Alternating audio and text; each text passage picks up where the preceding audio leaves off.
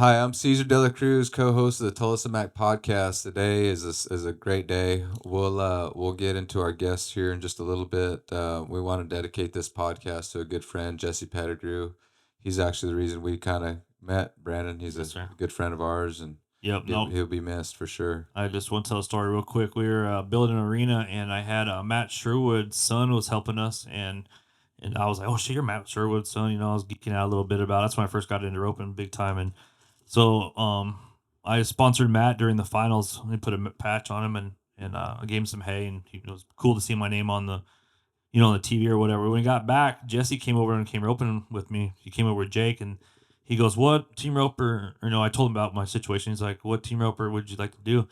And I was like, "You know Caesar?" And he's like, "Yeah, I know Caesar." And I was like to me at the time it was kind of crazy. So I was like, "Call him."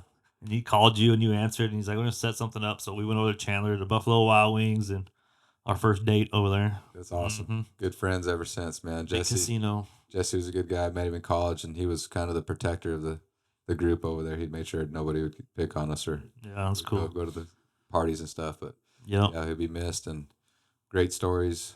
Well, like I said, Mm-hmm. we'll have to continue his legacy for sure. Yep. And I think this podcast kind of is little bit will, we talked about it a little bit. And he got a kick out of us Yeah. doing these podcasts, and you get to Yep. meet some of these great guys. And we got so one of the best I kind of grew up with was Zank, and kind of, man, he was one of my heroes growing up, and he kind of took me under his wing. We went and rodeoed, and we got some good stories. I'm glad he's in the house. We got Matt Zanacanella and Oscar Duran in the house. So this is I just got done doing the Royal Crown show this week, and Zank, that was your dream, that was your baby. And man, to see all these cool horses like we just left, and this barrel racing day today, and parking lot is full, and all them nice bred horses are at the show. Let's talk about that a little bit. It's kind of funny what you said earlier. You watch the team ropers, they come, they got these real broke, pretty ass dragging, turn around, do the deal. And now you got a bunch of runaways, and they're also nice too. But the crazy thing is they're worth a hell of a lot more than them rope horses that ride around there and drag their ass. It's wild, man. Yeah, they're the object is to go forward, and roping, calf roping, they got to stop, big stops, get the points. But Yeah. yeah, them shows are really cool. What's crazy is the talent, the horses, how where breeding's already revolved. I feel like in the last 4 years, starting out putting on these deals. The team roping deal to me was the shows they'd show up. There was good horses. Don't get me wrong. I mean, Trevor Brazil and Miles Bakers have always showed up. Your Andy Holcombs. Those guys have always showed up on good horses. But what's really resignated to me is back a couple years ago there'd be one or two horses that could run and really do the deal, and now you're finding a lot of them that are starting to they can run and do the deal. And that was my dream. I wanted to get where we could put on an event where, as a stallion owner myself, not being able, not having to spend a bunch of money to try to promote my stud, because if you get into the game and promoting one of those studs, it's crazy the amount of money you spend. And so, like, when I always would drive down the road rodeoing, and what do you do behind the wheel? You think, nonstop think. I was never a guy that drove down the rodeo and listened, or down the road and listened to the radio. I drive along and think, and I had a dream of having real nice horses. When I was rodeoing, I might have had a few irons in the fire, too many, but trading horses, I always would trade a horse, and it was always a head horse, because my deal was, if you could have a good head horse, you'd always have a good header. Yeah, for sure. And so that was kind of what, when I started doing the breeding, and buying the kind of horses we wanted to ride, it was trying to get that next horse to have that header that had the best horse in the PRCA, and you'd win a lot more. Yeah. I mean, you watch Charles Pogue, and you watch Steve Priscilla, and you watched a lot of guys that had great horses, and I'm leaving a lot of them out that were great. I mean, Dave Moats, he never was a big reacher, and he could win.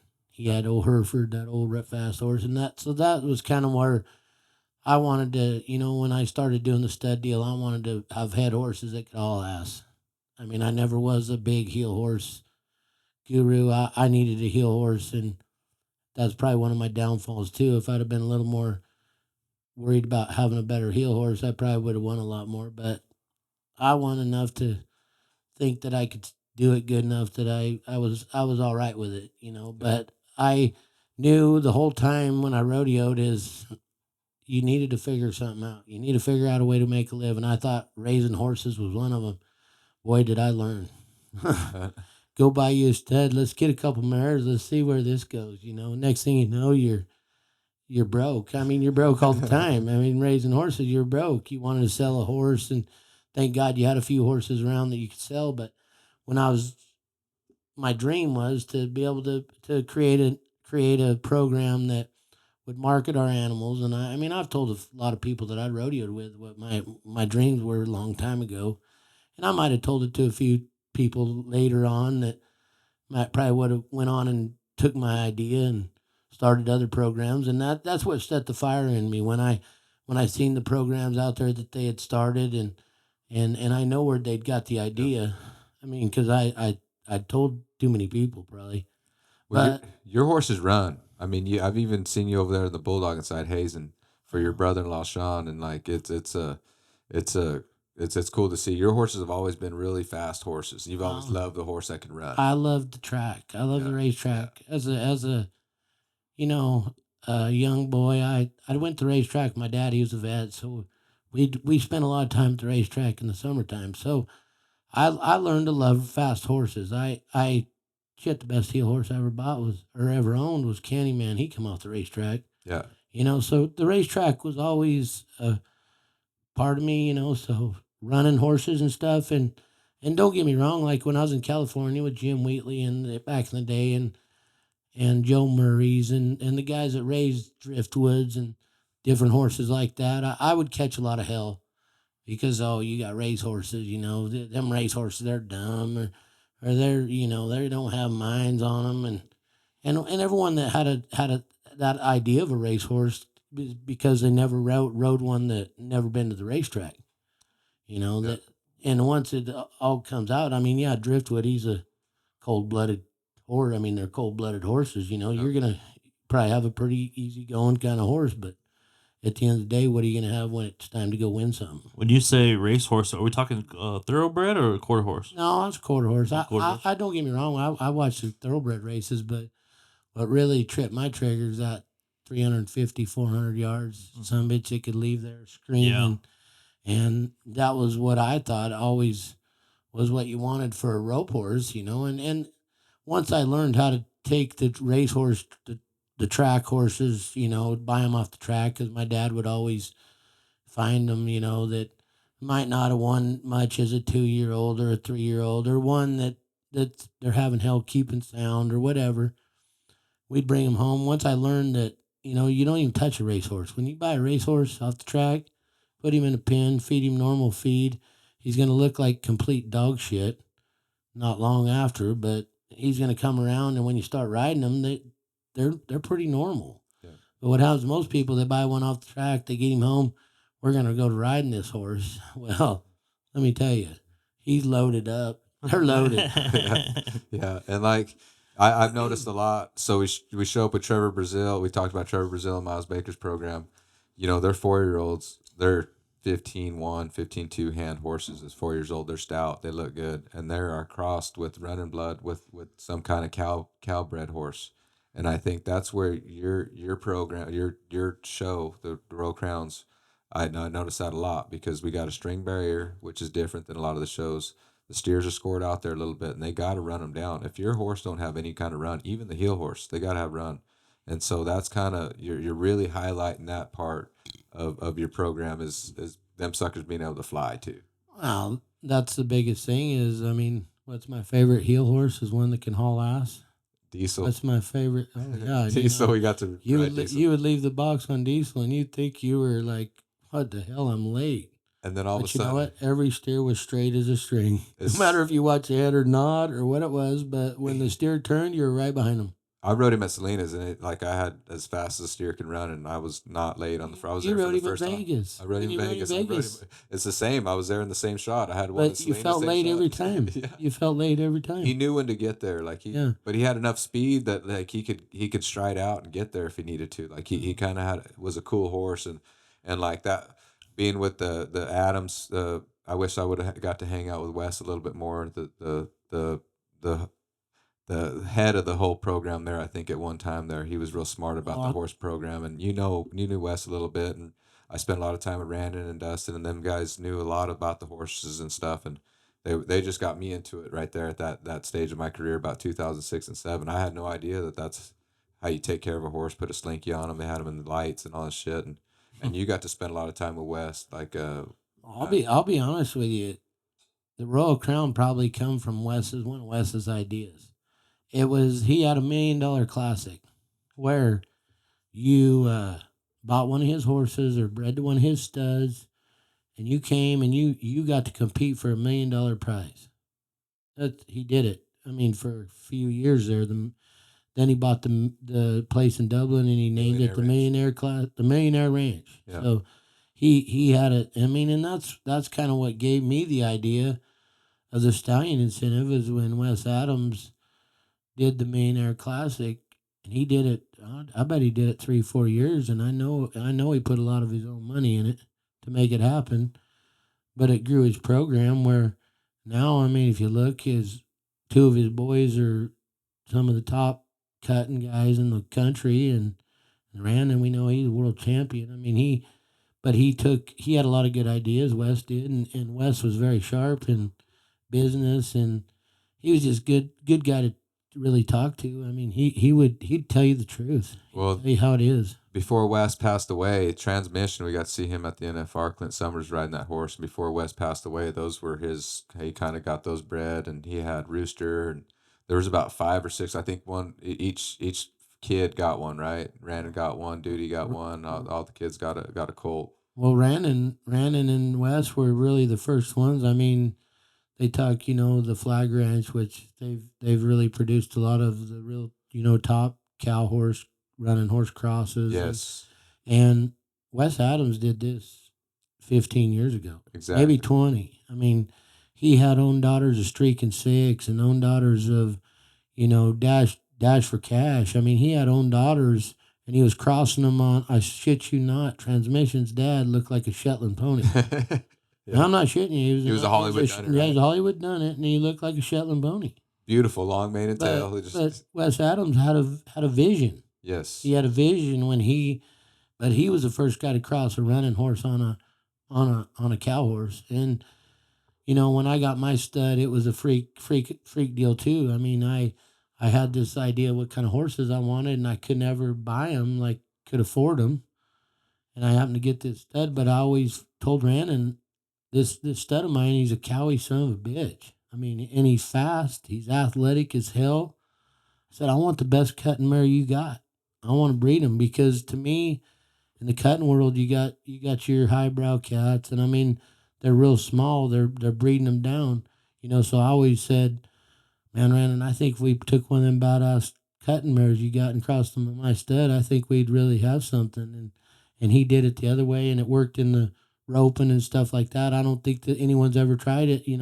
I know that like Mike Miller there in Big Piney, Wyoming, had a couple years ago had a Playboy's Buck Fever out of a Streak and Six mare, and he took him down the fence, and he did real good in the working cow horse deal. Yeah, that was pretty cool program, and getting to be around Wes and Randon, like that was my first experience around like the horse show world and even the cutting. You go on the other side and get to watch Dusty kind of cut one and work one first thing in the morning. If you want to get up before the team ropers, they usually start at 8 o'clock over there at Randon's house roping, but you want to go ride a little bit, you can go over there at 6 o'clock, 5 o'clock over there and start riding with Dustin. So it was just a cool experience. Oh, there's no place that you could. I mean, I've ever been in my life like that. Yeah. I mean, across the railroad tracks, we had a covered arena. We had 60, 80 head of steers all the time. He had probably 40 or 50 head of horses in a barn. Rope horses on this side, and And then you drive across the road and you had pastures full of mares and baby colts and a breeding farm, a mare motel up there on top. It was the most unbelievable place I'd ever seen at the time. Where was this at?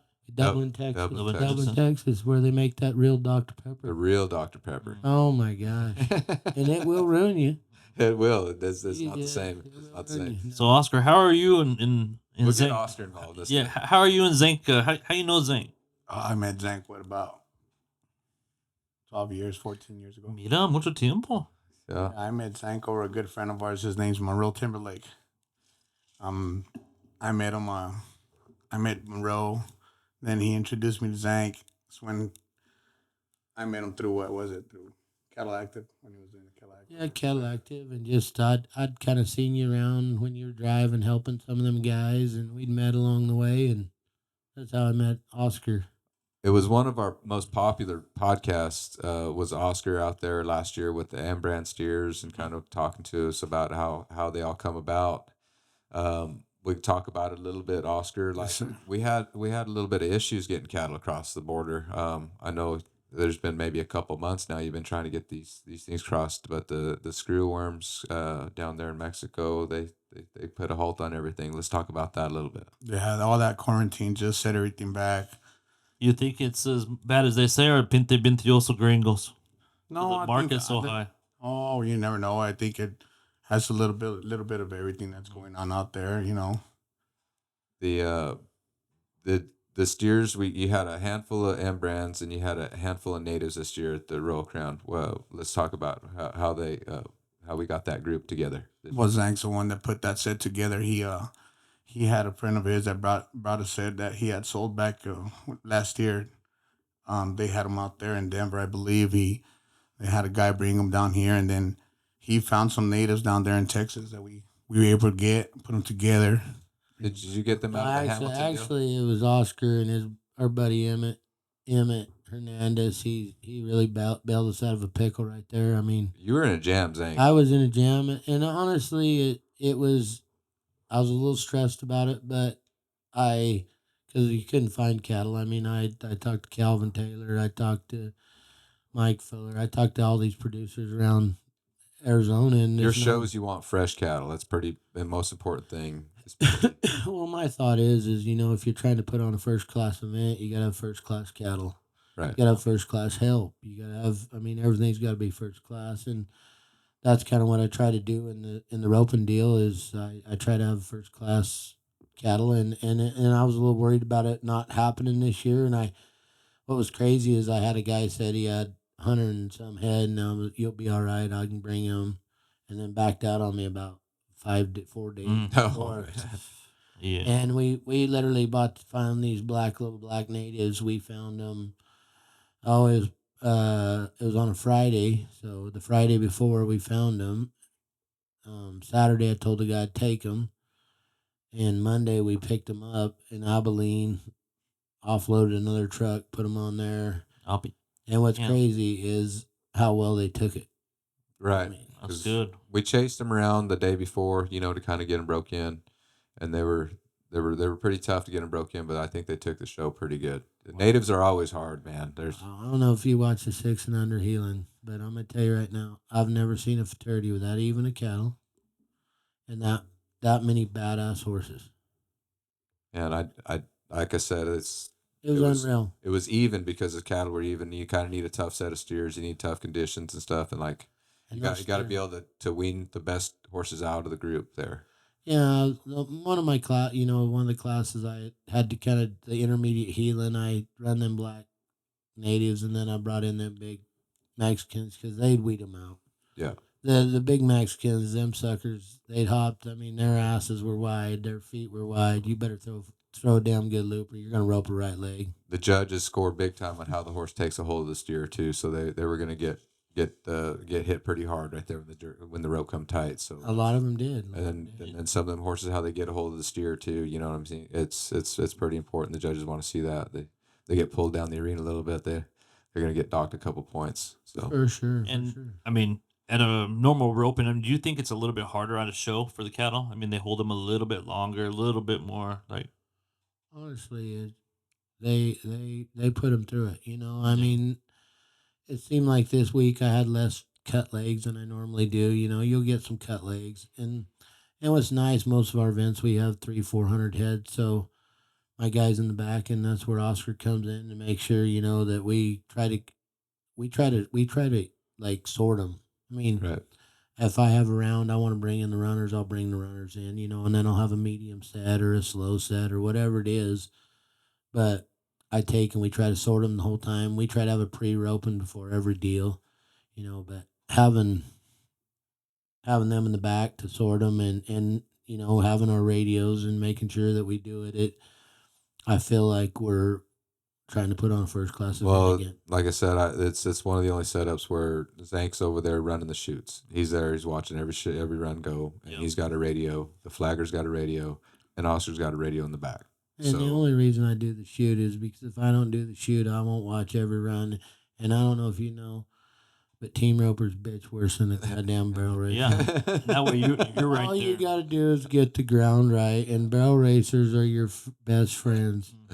If one team roper gets one that runs a little too hard, they come back and they bitch. Go out. After the short go, I had one go left over there, and there was one team that went, and I told Oscar, "Hey, do you think I can get another one?"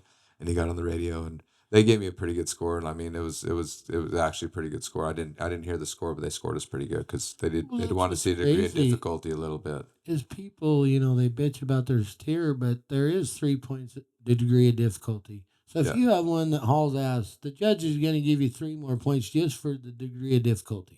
Yeah, well, like I said, they didn't tell us the score for just a little while. Then they did because the steer did go left. That mare did keep the rope tight in the face, and like it was a good. She did good. So She did really good. Your mare did good. Tanner did a hell of a job showing her. I I was mean, proud. she. Tanner.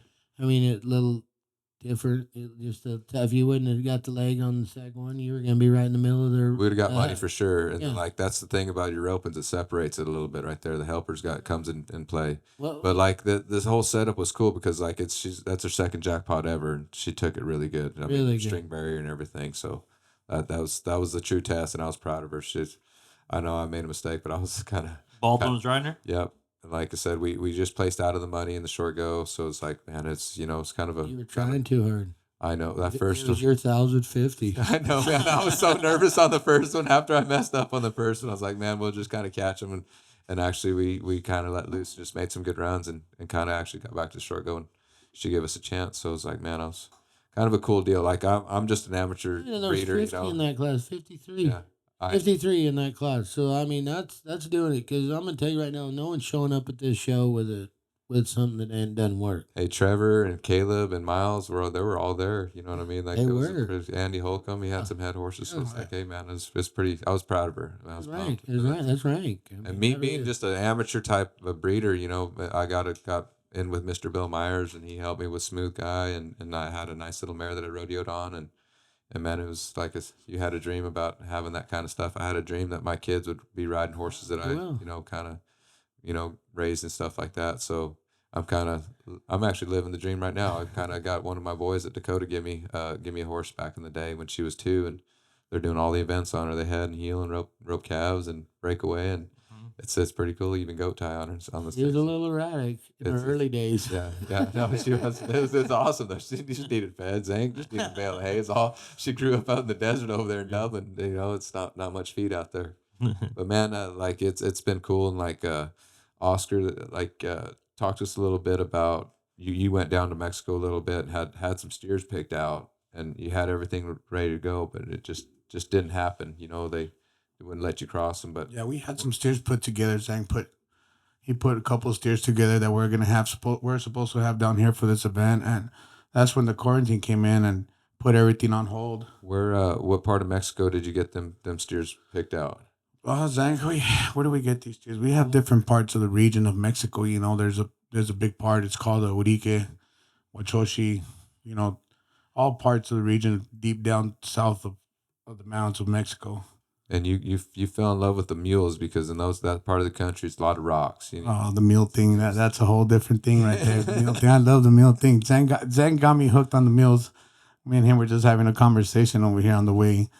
I was at Rancho earlier this morning, and I brought 2 mules, and we had them over here at the Royal Crown pushing up cows, and we never done that before because it's always been like Zank always watches what we do and real careful when we're working, what horses we use. We're not, Look like dinks. yeah, he don't like having no dinks. He likes having good horses, even when we're pushing cows up the alleyway or whatnot.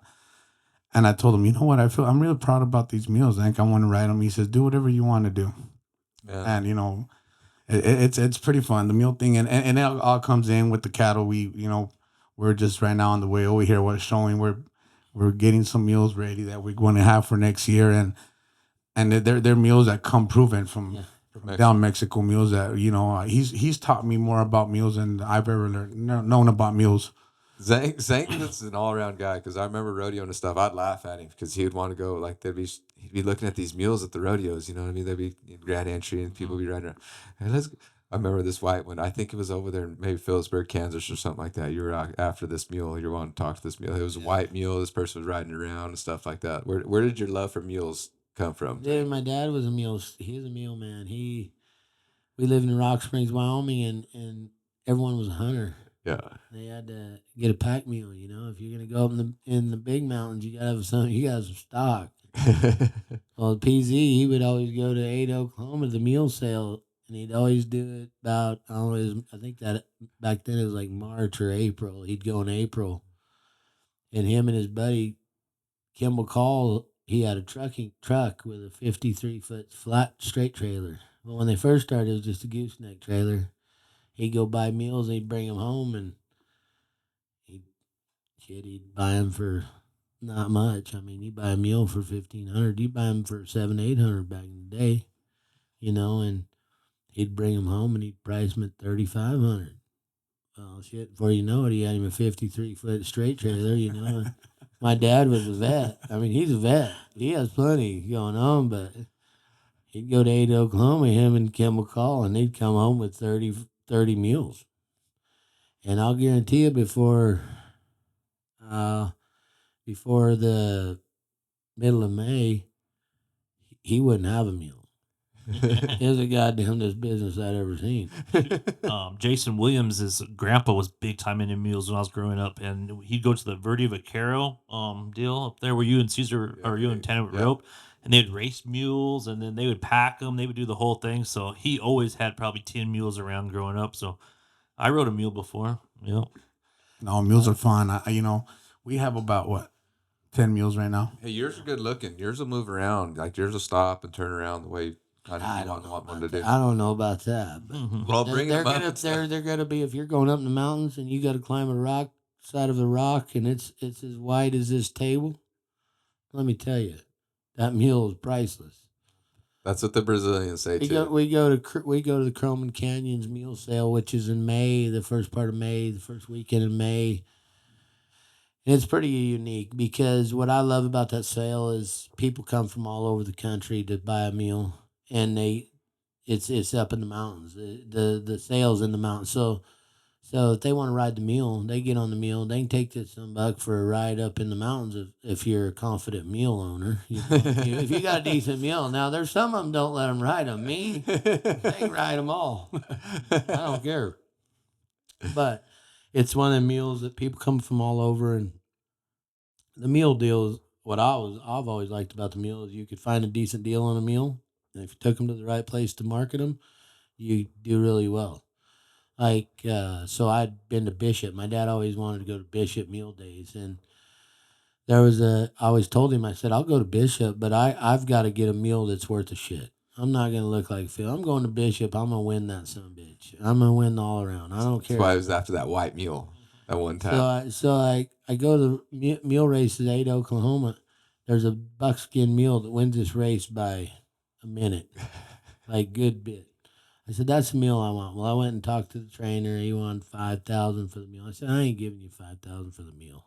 It's a fucking runaway. Like, my chances of this somebody's working is, I don't know, Well, next morning he calls me. He said, hey, I'll take $3,000 for the meal. I said, I'll take her. Well, that year I took her home, and I mean, let me tell you something.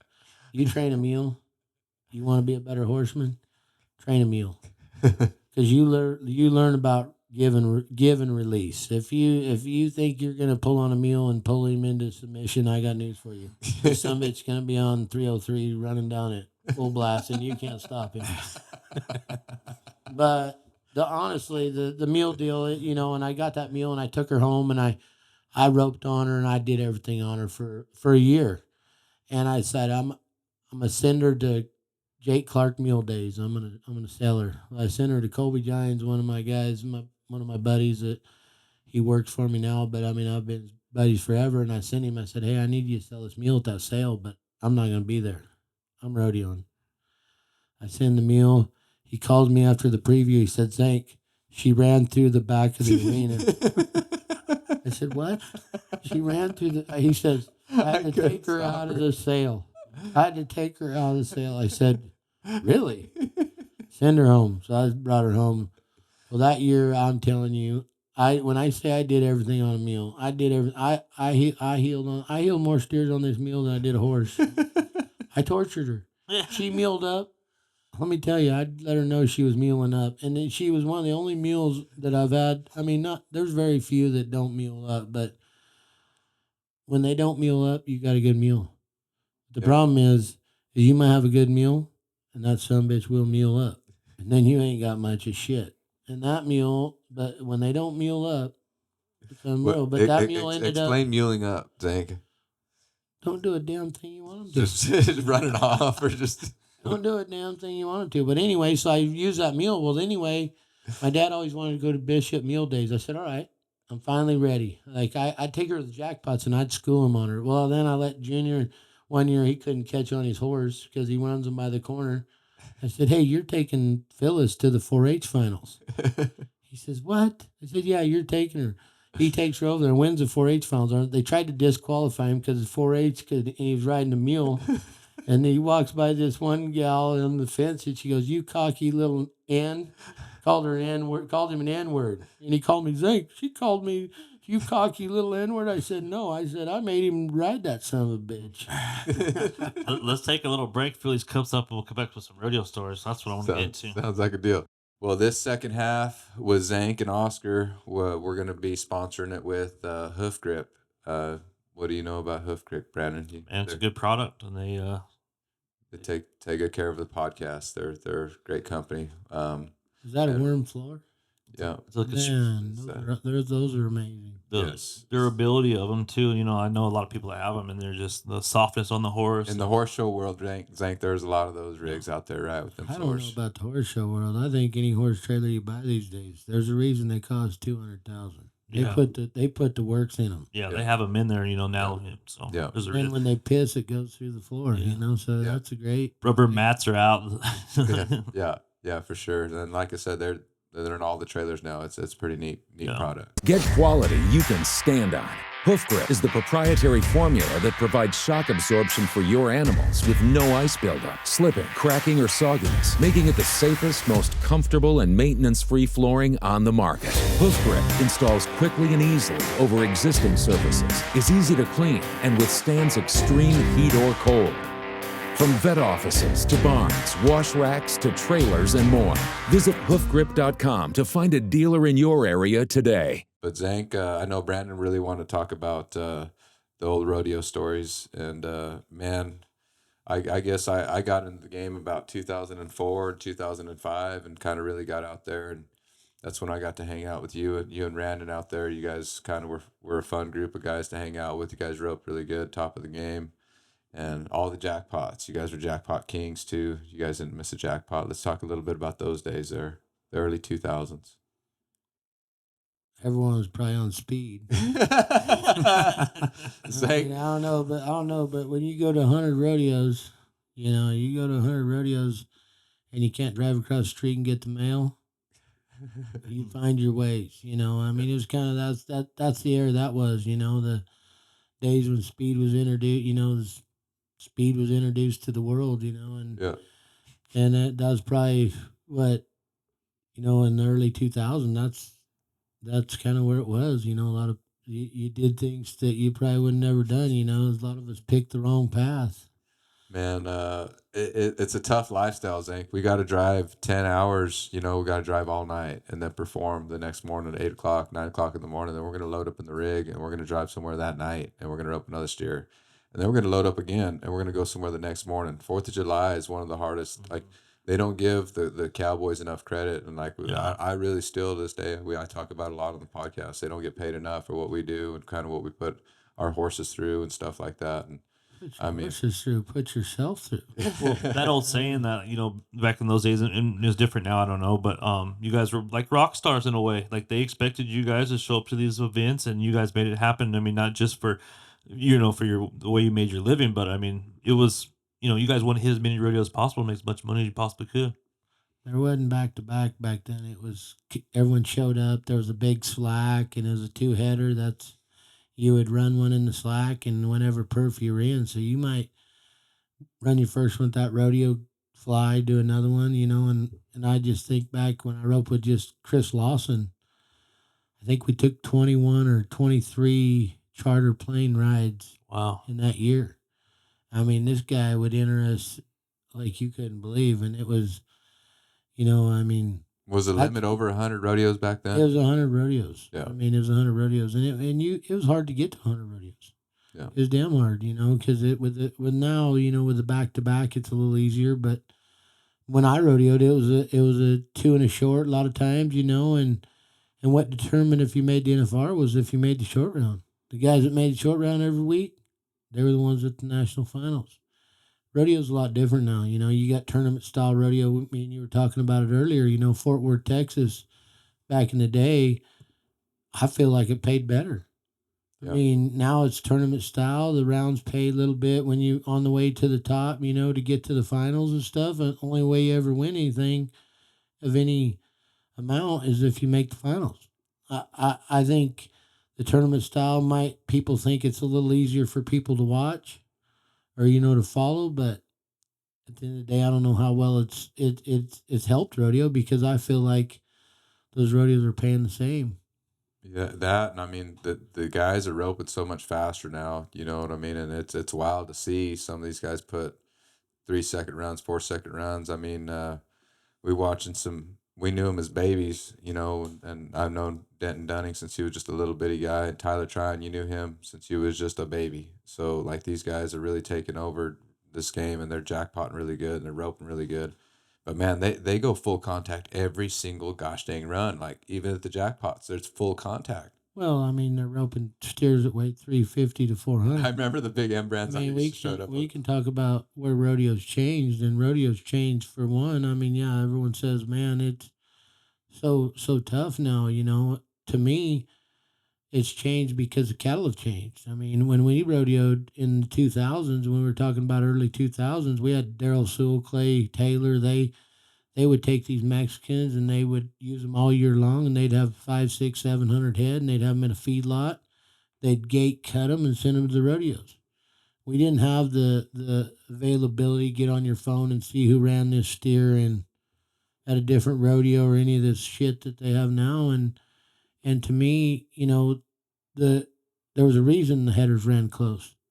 If you threw two or three coals on a Clay Taylor or Daryl Sewell 600 pound, 550 550, pound, 600 pound M brand trying to get away, your horse is gonna last about 3 rodeos, and now they last about 10. But they're that's one of the deals because they throw their whole rope, and a lot of times them horses get to trotting. But rodeos change because I feel like the different kind of cattle, like we were talking earlier about, a true Mexican steer that people have this look of a Mexican steer. Those were back in the day. Yeah. When you, 5 out of your 7 ranchers were Mexican, they raised Mexican roping cattle. Now most of them over there put beef bulls on their Coriani cows or Mexican cows. Yeah. So You got a lot of Bramers in there now. But I feel like the cattle have changed a lot in rodeo, and they cost 450, 500 back then for them big old badass some bitches, and now they're 1,400, 1,300, whatever it is. Did you say there was maybe can get 1,600 for an M brand, fresh M brand, healthy M brand nowadays? I don't know. That's I'm not giving 1,600. I can promise you that. I got a question. It's probably for both of you guys. I mean, obviously we can't predict what's ever going to happen with the future, but like a scenario like this with that worm situation or something else like COVID or anything like that, do you ever see like something dramatic happen where, like right now, I would say this is our numbers on roping cattle is probably the worst it's ever been number wise across the board. Do you agree with that? I mean, it's just the out numbers that people have and out in the world right now or United States. I feel like the number of cattle come across the border, there's still a lot of cattle across the border, but the biggest thing that's affected the number of cattle crossing the border is the ranchers over there putting beef bulls on them. Mm-hmm. And I'll be honest, I feel like the way the prices are now, I feel like you'll see these Mexican ranchers go back to the Mexican bull, Corrini bulls. Yeah. And it might not, and they might leave a beef bull on them. I don't know, but I know I'm sure having a Corrini cow on some land and having a calf or whatever, they're keeping them a lot longer. I think who knows? I think the cattle. I think the cattle in Mexico. I think you're going to see less and less and less every year. Yeah.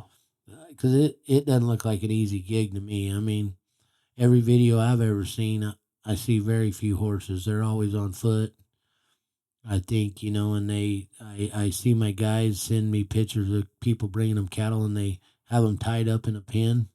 What, You got one a at couple of each videos steer. like that out? Yeah. Showing Yeah, those yeah. right here. Oscar know? goes down to the deep heart of Mexico and gets to check it all out right there. It's kind of neat, but like that's wild. I did notice the difference on these cattle, like Oscar's talking about. They got more almost bramer to them, just a tick, and it's like, man, it's a different game for sure. And like a bramer gives it up just a little bit faster sometimes. I guess my question was like, do you ever see like they're gonna have to go like to more muleys, ropings, or get to that spot? I don't know. I'd sure hate to have to buy a load of muleys and put on a roping because just think how much money you're losing. If you lose 6 or 8% shrink on a beef calf, man, you've really hit your pocketbook hard. Especially if they're going to a rope and you're taking a muley to a rope and they're pretty framey, you got to pull them off water just a little bit You might because they're have going to a- break a leg if they're too heavy. You You know, might have a 15%. yeah, shrink. That's what I mean. It don't make sense. I don't. It just exactly. I mean, I had talked to a guy that had some muleys before the Royal Crown and said he'd bring them, and after I left talking to him, I'm thinking, has this guy bumped his head? Because that's When you serious. think about the amount of weight he's going to lose, Yeah, and I mean, weight's money. yeah. So I don't know if you'll see the beef calf, and even now the dairy cross calves are costing a lot. So I don't see that being the deal. I just think that they're just gonna, people are gonna keep raising Mexican, natives. And the thing about it is out here in Arizona, what I've noticed is you can get by with 2-year-old steers. And that's what's making the market like. So when these guys are okay, I give 1,500 for a Mexican steer. Okay, yeah, that seems like a lot, but I get a full year out of him. I get a winter, I get a summer, and when I'm done with him, I call someone in Arizona who's putting on ropings and say, "Hey, I got 150, medium 10, 11 steers, Perfect. 12 steers." Yep. They're going to give them 12, 13. Even Texas, they'll bucks, sell them in what I mean? Texas they're too. Gonna, they're Yeah. going to give them good money. Yeah. I mean, the thing about it is even natives, but I really feel like natives are harder to get out of at the end than a Mexican. If I got a Mexican, I use a full year.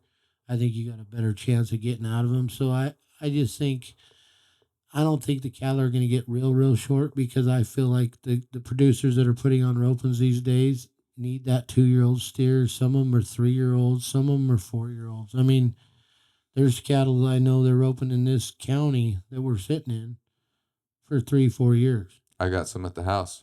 Got some KB brands on them Yeah. that they were at the Mike Survey 3 years ago. They're still in the herd, Yeah. still roping them. So that's still making us money. Still training horses. That's kind of like you said. It does cost a lot of money to get them over here, but you think about you get 3 years out of the steer, especially. You kind of keep them Make working. that good. much back. I mean, 1,200 back. That's all amazing. Exactly.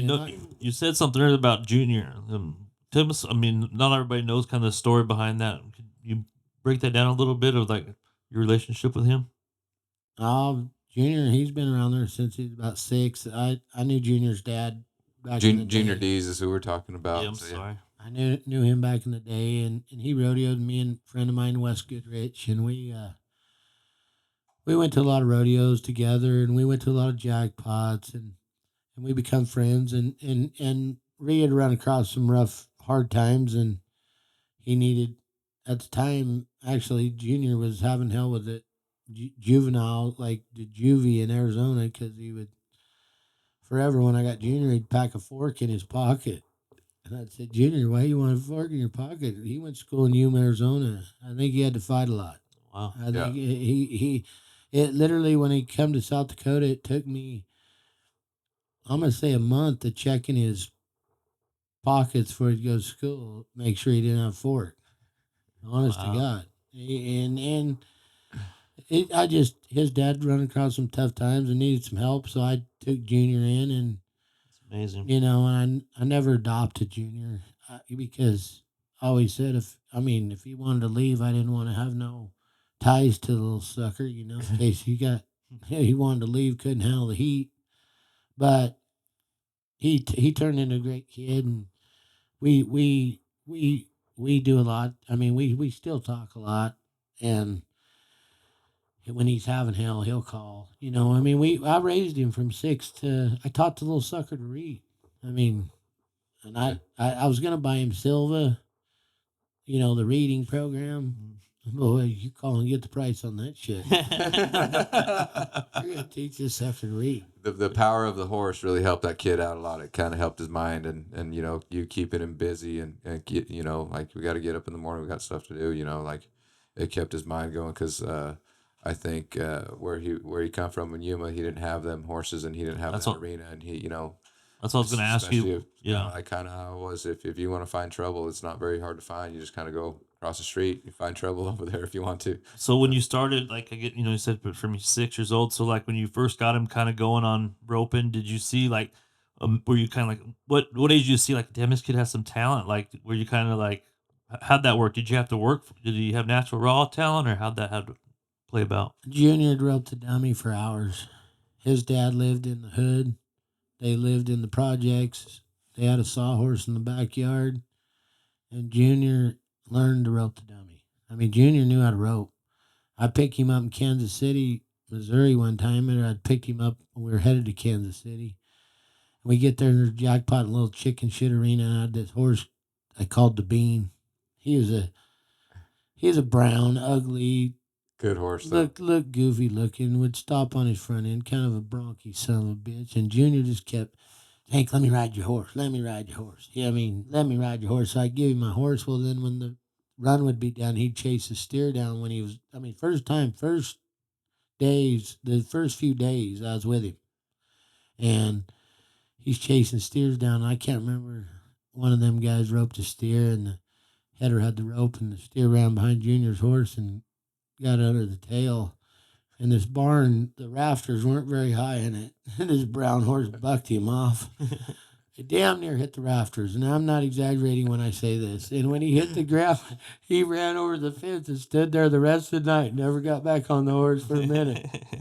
But yeah, he always was very talented with the rope. He knew how to handle the rope. His dad spent a lot of hours with him roping the dummy.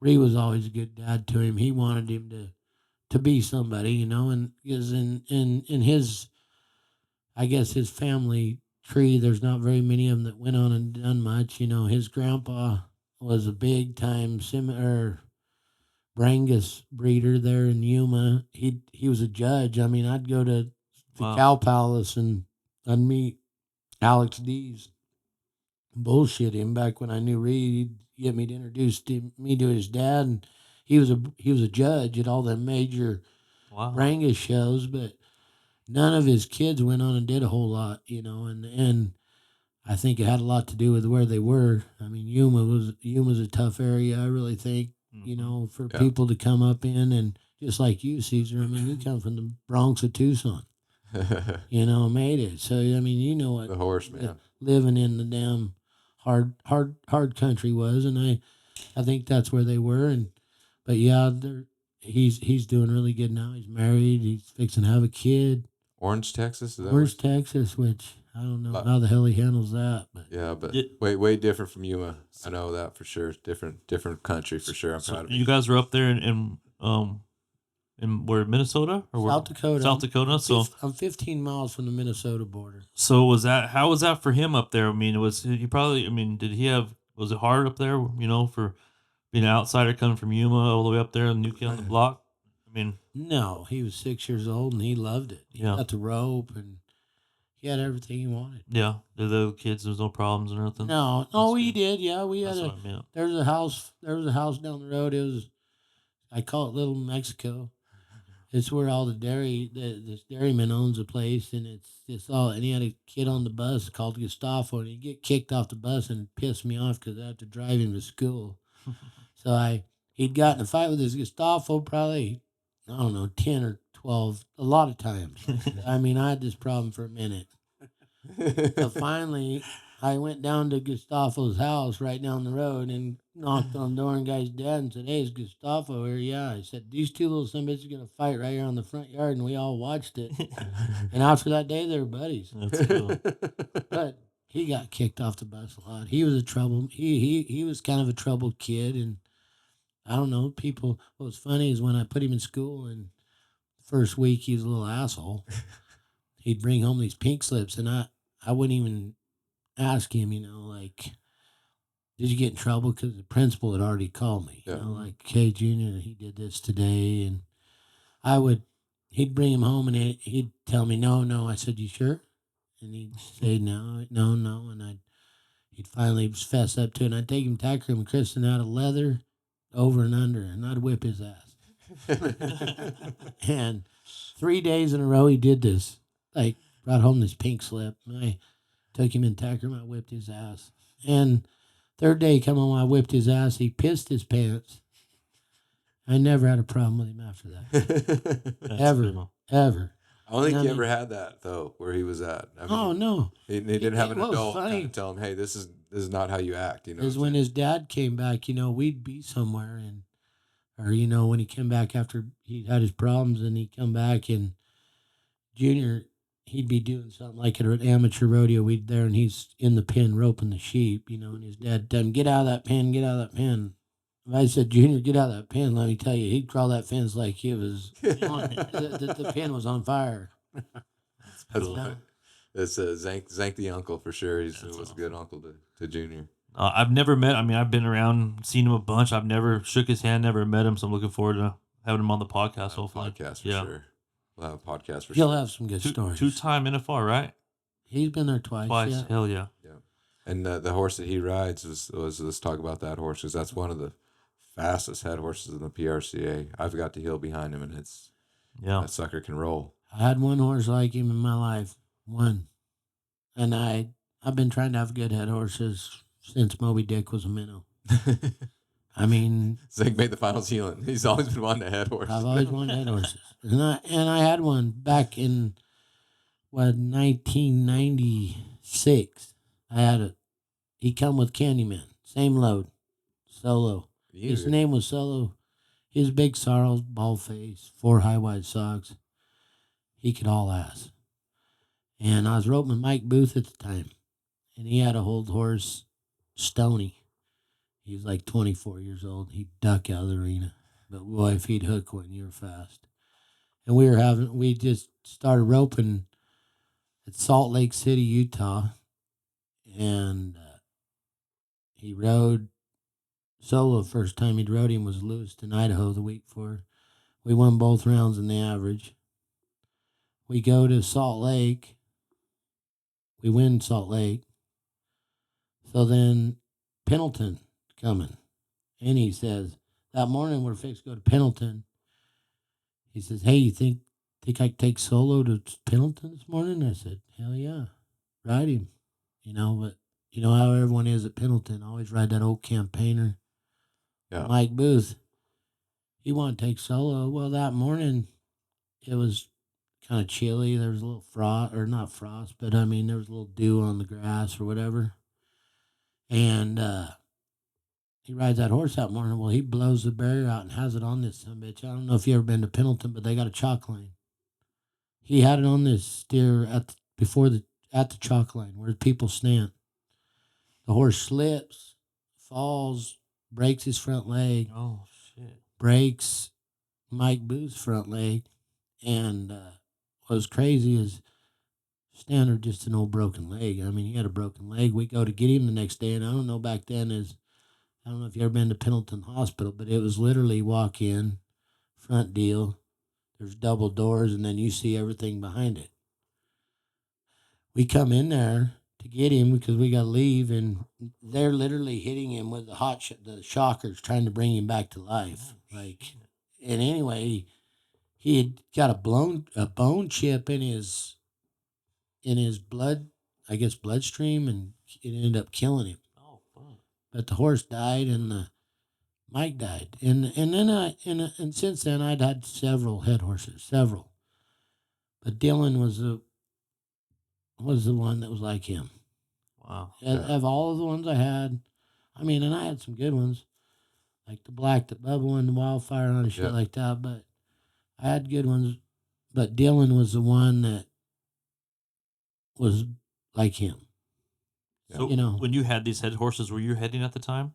No, I was healing. So that you was the funny thing about Zank, man. So you would he have was to go, after all these badass head horses. and So he you was had a all these healer. So you had these nice horses, and then you would just let people mount out on them, or how? Oh, yeah. Yeah, that's cool. Yeah, I mean, I'd take them. I mean, when I rode with Kobe Sidaway, I had a yellow horse that was probably as good as there was. I mean, it took a minute. We had to use a lot of guana bins to get him through it, but we got him through it, and he was turned out being really good. We ended up like 17th in the world or 20th, or I can't even remember, but right there to have a chance. He got hurt or something, and we ended up not having him, but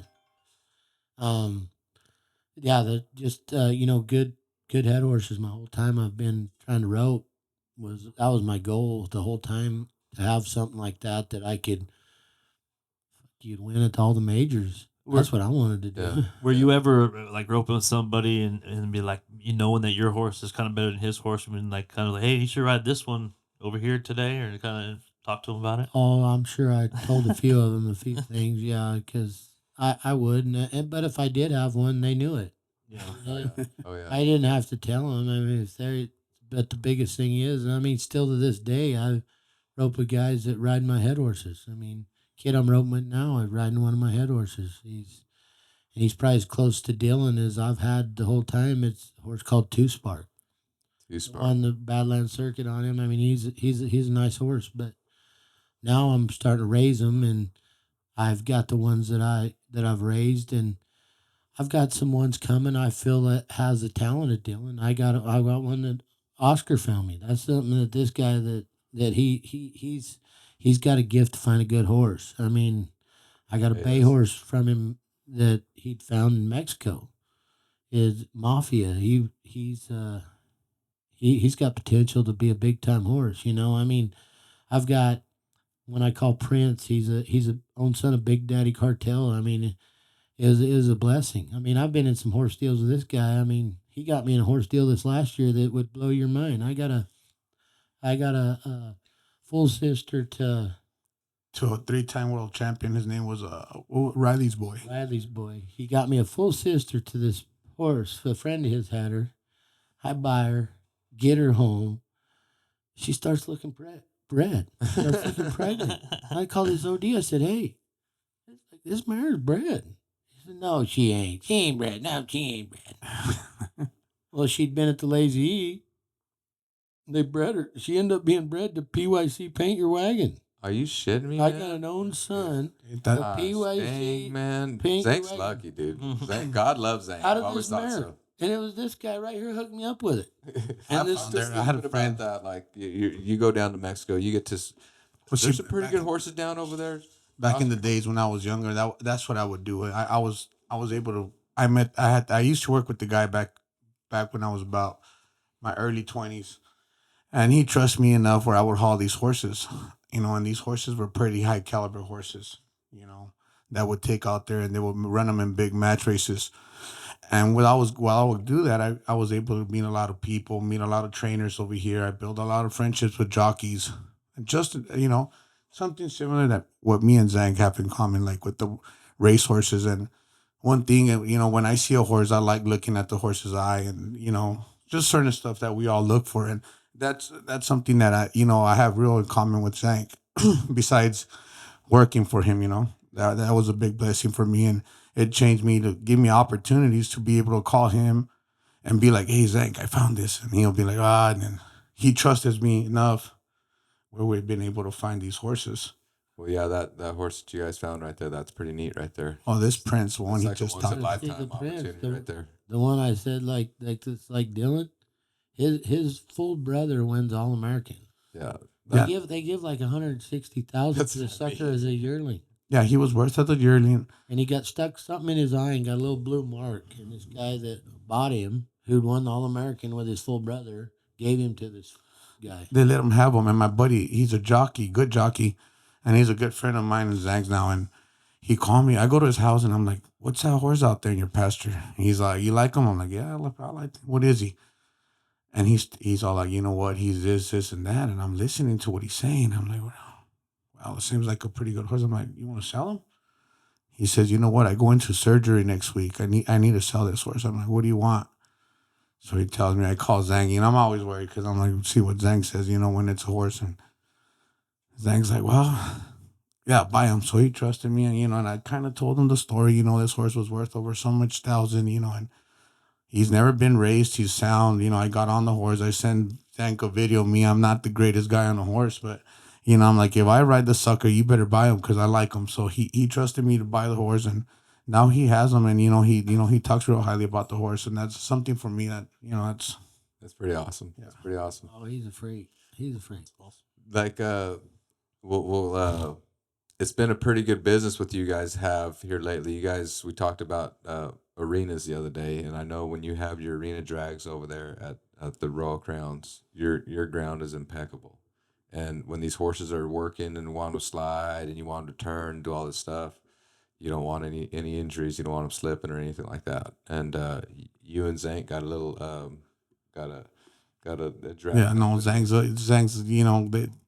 What do they say? They call him the king of clovers of the arena. King of the Clover. King of the Clovers, and and I understand why, because when it comes down to an arena, he's real good at what he does, and like I said, I've been blessed to been around him and learning about it. And one day we're looking at the drags, and just me and him after work, just talking, he creates his idea, and he comes up with this drag that he thinks that could be real good for what he does in the event and help out in the Royal Crown, and we came up with this drag, and to be honest with you, I believe it's a really good drag. It's going to be one of the best drags around. I could guarantee that. We've seen a lot of stuff that we worked on over here in Buckeye.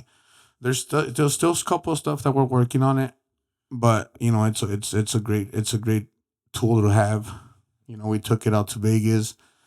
They used it out there. Chris Francis used it, and he had good things to say about it. You seen it? You were out. Me and you were out there. Sometimes the arenas get a little bit hard at some parts, after running 1,000 teams over there after 3 or 4 days of running. So you need to be able to dig it up at certain parts and then fluff it back up and kind of get it right. Your drags will dig, and you can get them as deep as you want to, and then you can also pick up the drag enough and where it just keeps it floating, where the back part just kind of keeps it nice. But that's one thing I like about it, because some of these arenas, when you get there, like for example over there in Vegas, you kind of need to dig it up just a little bit, kind of get that. You want a base, but then they put ground up on top, and like I said, when it gets hard, you need to break it back up and fluff it up again.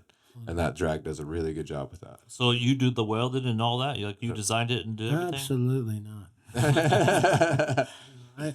I've been fortunate enough to get some partners Cool. in Mexico. I've got some Mennonites over there that me and Oscar do business with, that their craftsmanship's unbelievable. I mean, it really is. They do a great job. What I love about them is we can change whatever we feel like we need to change on it.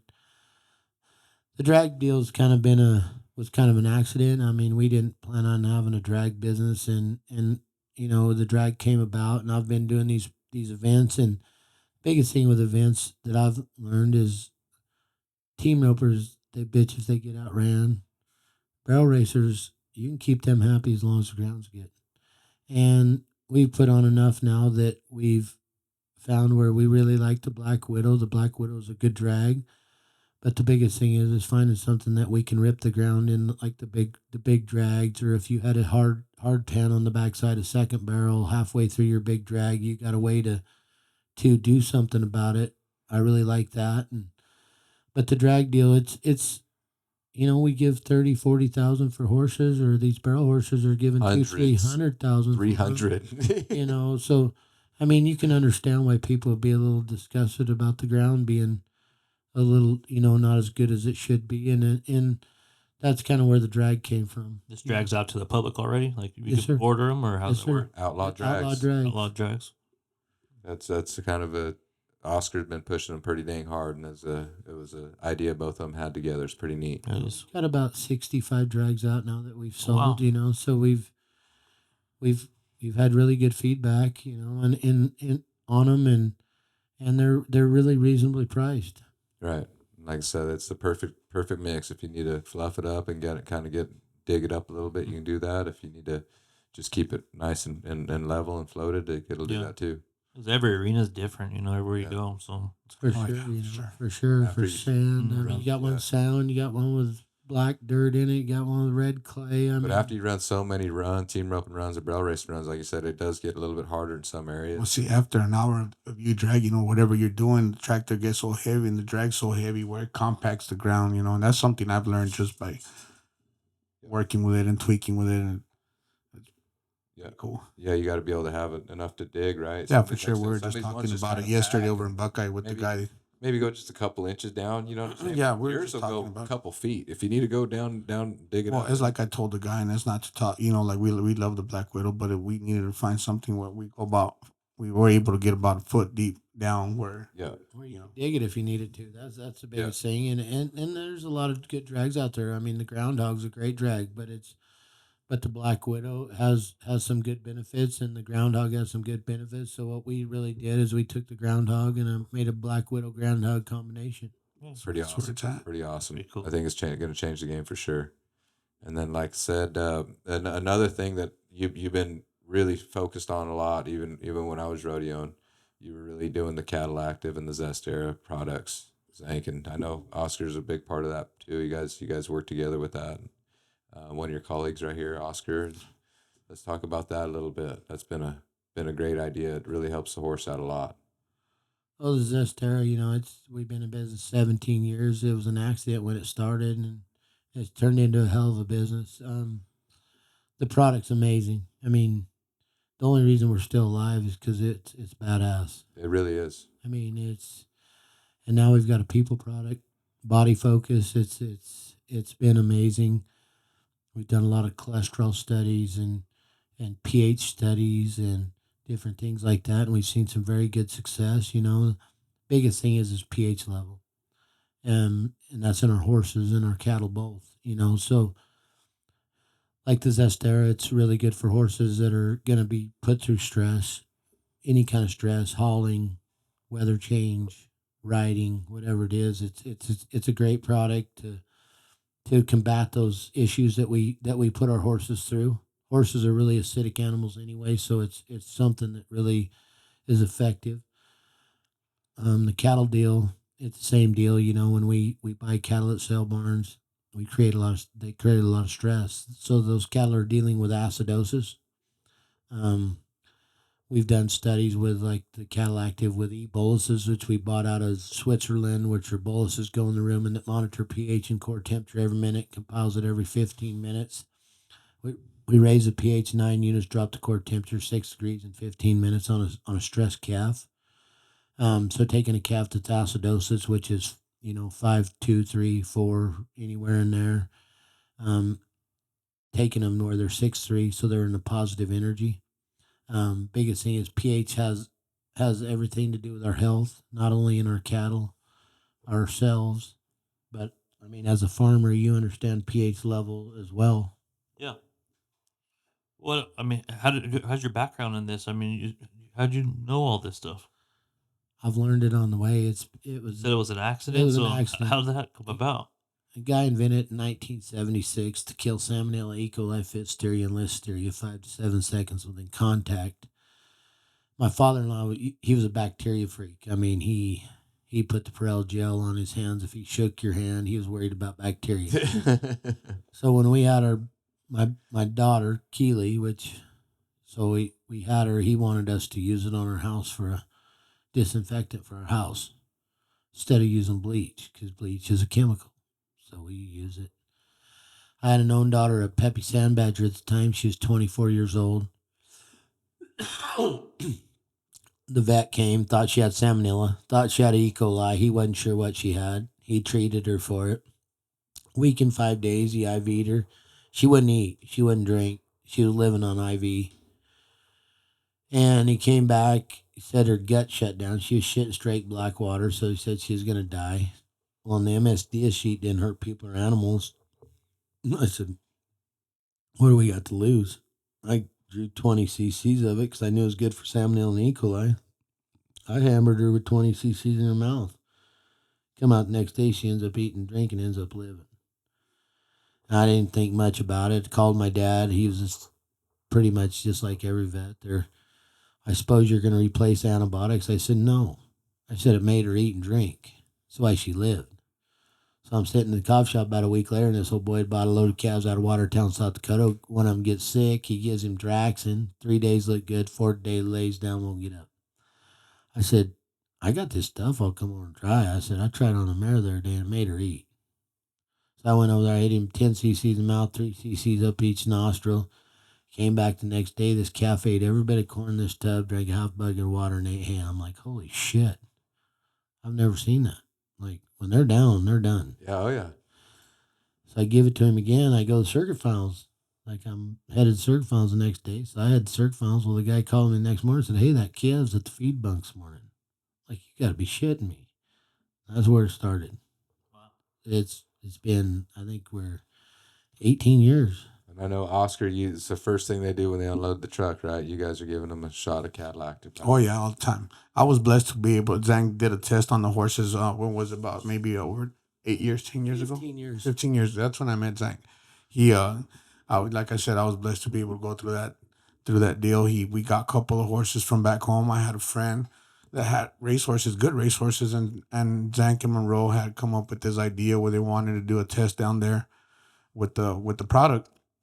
And they asked me if I could do it because Monroe was about 7 hours away from where we did the test. And we had, I don't know, I said about 10 horses. Yeah. Well, the biggest thing is we wanted to find somewhere where they were in training.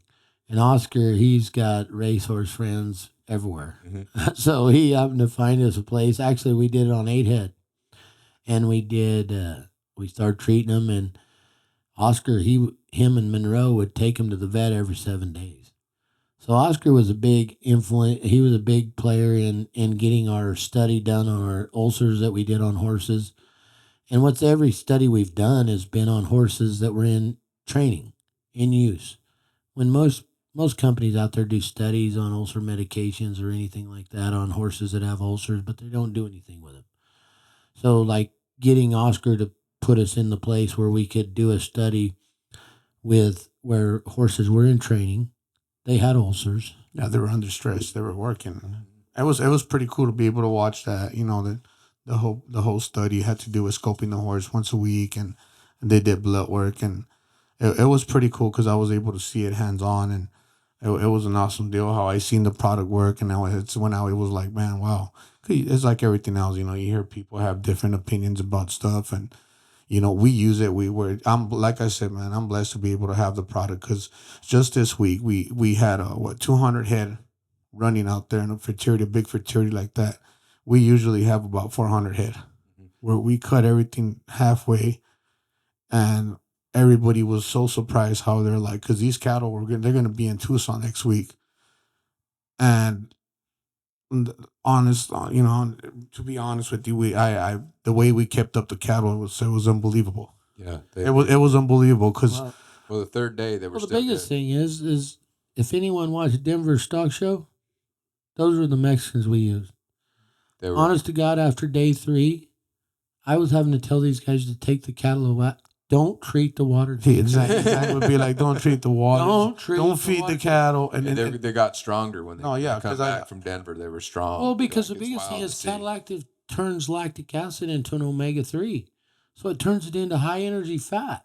None of our cows. You take a cow that just came from Denver, Colorado, and you put it in a water tank, how much lactic acid did that steer create on the way from Denver at the rodeo to Buckeye, Arizona? He created a lot of lactic acid. Now I have this in the water tank. He goes and drinks. Well, guess what? I just turned that lactic acid into energy. Yeah. Next thing you know, these some bitches are running like they got rockets up their ass. Good, I've never good rode an old KB set of. Farms hay too to go with that. yeah. Got that old brown alfalfa. Give me that alfalfa. No, we had the best hay out there, and honestly, like they wanted us to keep them off the feed, and it's kind of hard when my job is to take care of the cattle, and Zank, he don't bother me, he don't mess with me. I'm out there in That's the my back. area too. I don't want to be in the You wanna office. see I who want to be get- able you to wanna be Like, piss why are you someone sending off? those fast cattle? It's the cattle active, son. So Oscar, you were saying that those horses that you were taking every 7 days to the vet to do this the study or Yes, sir. whatever at the time, was it just guys that were doing like match racing? Or was No. Actually, it's a good friend of Down in the mine. park. His name's Alex Sanchez. He's a good trainer. I was just thinking, they're probably saying, "What the fuck you doing, Oscar? Every 7 days picking up this horse? What the fuck?" No, it was a cool deal, and I had a big old rig. They sent me up with the truck, a rig, and I was able to pick up these horses. I showed up with the vet, and I was. Chingon, huh? Yeah, oh no, man. The vet was like, you know what? I'm gonna be honest with you. This is what the vet said. He said, "What do you get paid for this deal?" And I was like, you know what? I'm doing it off heart. Because the guy's been nothing but good to me. Zank's, always been a real good friend. Just by meeting a person, I was always taught as a young boy is, whenever you meet a person, you learn. I learned to measure a person. And when I met Zank, I said, man, he's a hell of a guy. Mm-hmm.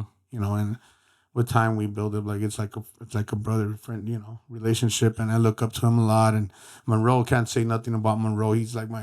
He's a big guy to me, and he means a lot. And whenever they trust me to, do this, and my buddy, I'm like, yeah, I got these guys. They're gonna do this, and he says, really? That's what I was wanting to know. And he's all like, really? And I'm like, yeah, but I need your best horses. He's all like, what do you mean? I'm like, the good ones. That's what I was thinking. The This steak guy's probably horses. saying, what the fuck are you gonna do to my horse? we had $100,000 horses And out he, there. and he didn't think they'd have ulcers because they were No. on Yastergard and Ulcergard 90 days. Every horse plus. is stressed. The stress is like what we put on them. They all got. They it. were No. they would already be getting ulcer medication already. And when we went and scoped him, it blew our mind. It blew our mind that how quick a horse could build an ulcer just by getting it moved into a new pen, or horses are real smart. They're like human beings, creatures, whatever.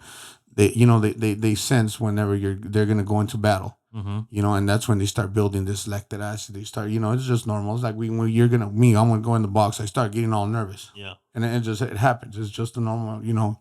Some people control it. Zach could control it. He's a freak. Yeah, right. I don't control that too well. I have other stuff that I could control well, but that.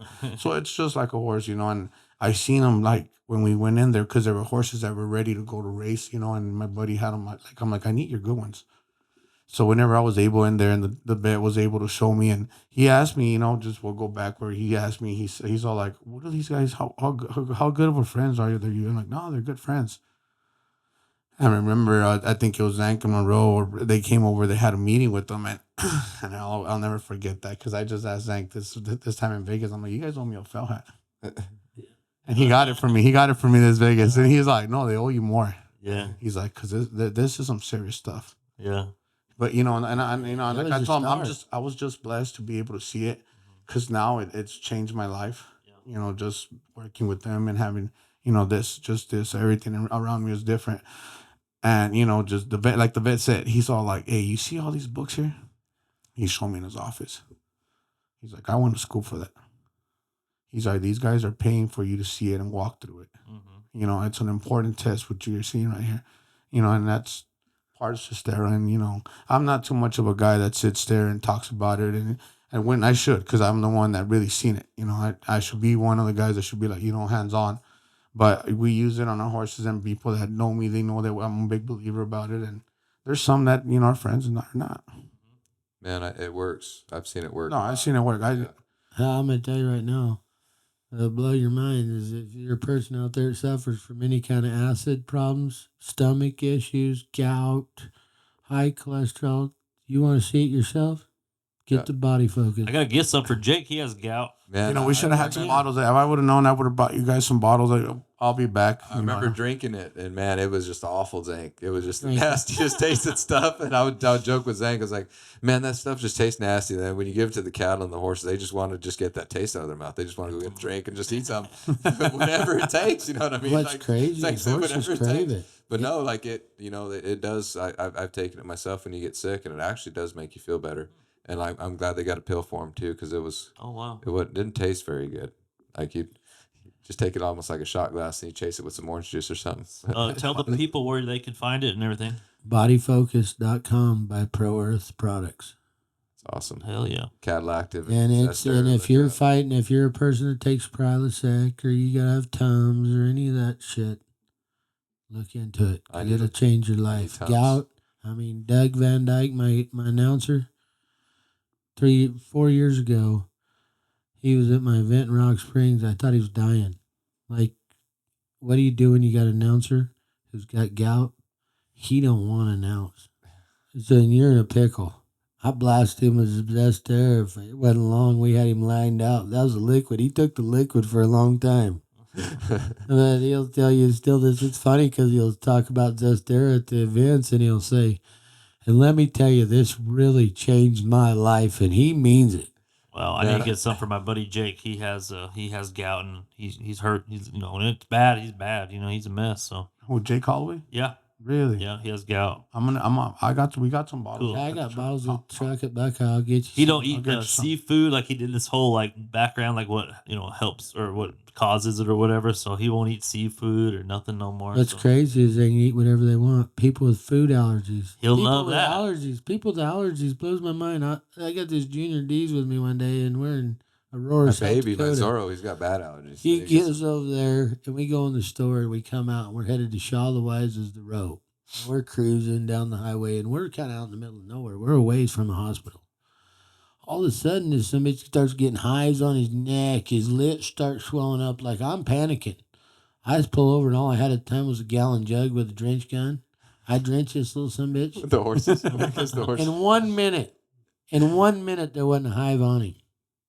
So what's funny about this is, so about, I don't know, a couple of years later, I was at Remington Park at the racetrack, and this lady had this horse had hives from the tip of his ears to his ass. I mean, hives.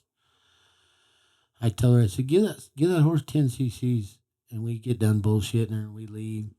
She comes running to the next barn. Before I got done talking to the next race, she said, the hives are gone. I said, you got to be kidding me. And they were gone.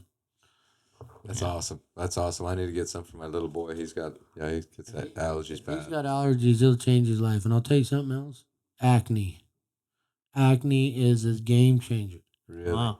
I had a That's kid at the bar, a college boy, one night, and I'm at Bushnell, and his face is angry. It's angry. I tell him, I said, hey, I got something for you at the house. Have Jace bring you by my house. I got something for you. Come in there, and I gave him a bottle of Zestera. He takes it home, and he'd tell me how his mom taking him to all these specialists. And, I mean, she spent thousands and thousands of dollars trying to fix this kid. So I see him about 7 days later. You could tell his face was not as angry on his back. It looked like someone shot him with a shotgun. A week of Zestera, it had his back damn near cleared up. His face wasn't angry. Now you would look at him, you can't even believe it. Wow. That's awesome. That is. It just an accident. Just happened. Fuck. Huh? Because his grandpa was a clean freak. Turned Yeah, out it yeah. was a hell of a deal. My father-in-law that really my wife wasn't very proud of, but we got something good from him. That's awesome. That's awesome. Yeah, that's a great product. And man, we're kind of running out of time over here. It was a great podcast. Thank you for visiting, Oscar and Zank, man. And like I said, if you need to look up any of the products, Zestera, Cattle Active, what is it, Pro Earth Animal Health. Pro Earth Animal Health for that kind of stuff. I think we're gonna like that. And then the Royal Crowns, if you're wanting to show a horse or wanting to get involved in that. Zank's jackpots are awesome. He gets money added at them. It's one of the best things you can go to if you're into the horse show stuff, or you're just a roper, breakaway roper, calf roper, barrel racer. That's just an awesome event. So thank you all for your time, and don't forget about Brandon. You need good alfalfa hay. Let me tell you, he's got it. He's got it. Yeah, let me know. We need to sell some this year. No, for sure. We're gonna probably start getting all the heat from him now Yeah. We'll send it. because the farming didn't work for us. We're not very good farmers. No, we learned a lesson quick. Going around these opens and stuff real quick, and I would hear like the announcer say, 5 more teams, we're gonna do some farming, and I'm like looking around, what the fuck they talk about? You got the slang for dragging the arena. That's us. We farm now. We got outlaw drags. So I'm all looking I'm around. a What farmer. the fuck they talking about farming? know all about the ground now. The only farming I want to do. I appreciate coming on. Thanks you, Brandon. Thank you guys. Thank you, Caesar. Thank you, Brandon. Yes, sir. Really appreciate it. Had a good time. Yes, sir. Thank you guys. Thank you.